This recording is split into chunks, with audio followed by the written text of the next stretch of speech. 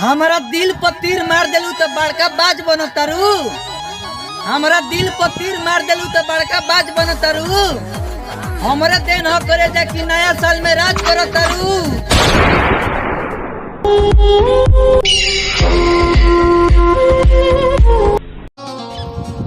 दूर बाड़ू लेकिन नोकिया के पास रहेलू। दूर बाड़ू लेकिन नोकिया के पास रहेलू। सोच बताओ करे जा कब तू हमरा बिना उदास रहेलू। तू कहबू त जियब रानी, तू कहबू त हम मर जाई।